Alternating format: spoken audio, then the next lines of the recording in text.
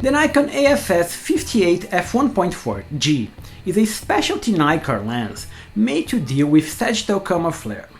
Paying homage to the similar 1977 58mm f1.2 Noct, the idea is to deliver pin-sharp highlights as soon as the widest aperture, a dream come true for nighttime city skylines, as requested by fine art photographers.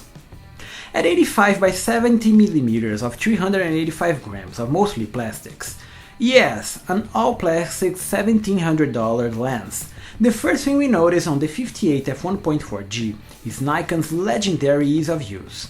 Light, ergonomic, portable, despite a specialty optical formula. As a prime lens, it's easy to use with a single manual focusing ring and a full-time manual SWM autofocus motor, identical to any G prime lens we've seen on lens data.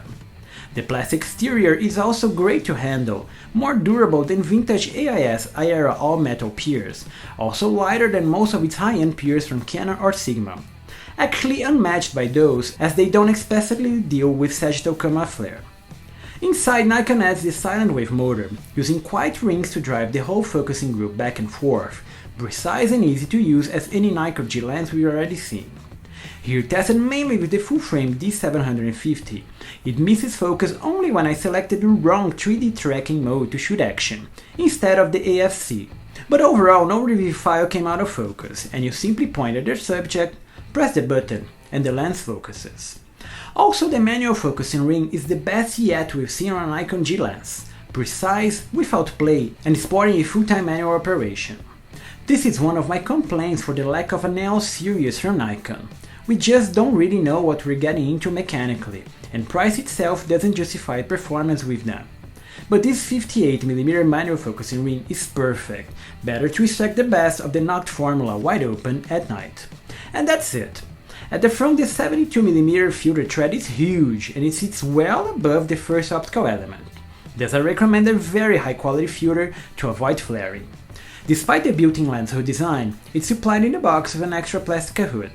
And at the rear, the metal mount sports a rubber gasket, despite Nikon not declaring any level of weather resistance. Overall, the 58mm f1.4G behaves just like every other 50mm or 85mm lens, easy to use, light, all plastic, and fantastic, despite the high-end optical formula. With a 9 elements in 6 groups optical formula, using a near-perfect double gauss designed to naturally deal with lateral chromatic aberration, and 2 aspherical pieces paired to the high-contrast nanocrystal coating, what the Nikon AF-S 58mm f1.4G delivers optically, it's very special. No, it's not meant for sharpness, swirly bokeh, resolution or colors. It's a simple formula made to deal with sagittal coma flare when wide open, and that's the only reason to add it on your kit. If you shoot wide open nighttime city landscapes, this is the lens for you. Even wide open and shooting the wrong subject, this lens won't deliver pin-sharp details, like we've seen on Sigma's flawless 50mm f1.4 art. Details tend to bloom on high contrast scenes, and color looks washed out. It's not the best use of this lens.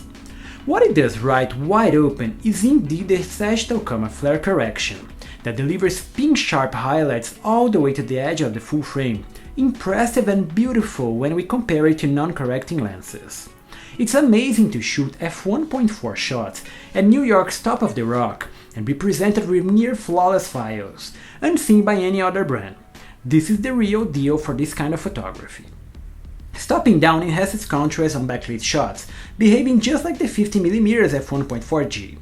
It's ideal for product or portrait shots, and looks a little bit more pleasing at this slightly longer focal length. The same can be said about its geometry, that is flawless, and the lateral aberrations, a true double gauss lens. But the axial aberrations are still present, and I can't recommend it for wide open high contrast shots. Autofocus highlights may become purple or green depending on the focus position. Finally, the bokeh is interesting to evaluate, because it is not different, or smoother, as some may believe. Side-by-side comparisons get it wrong, as this is simply a longer lens than 50mm. That's why it looks smoother to that, and I haven't noticed any tendency at getting swirly. It's natural and smooth as any other lens. So overall, this is a very interesting Nikon lens, Expensive, yes, but on a specialty market and hard to recommend to everyone. For most shots, it simply won't deliver any better than the 50mm f1.4G. Files are sharp top-down, axial aberrations are there, and the images can be mundane.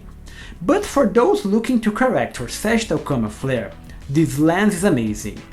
So if you're a specialized photographer in city skylines at night, this is the lens for you. For all the rest, have fun with your existing prime lens, and nice shooting!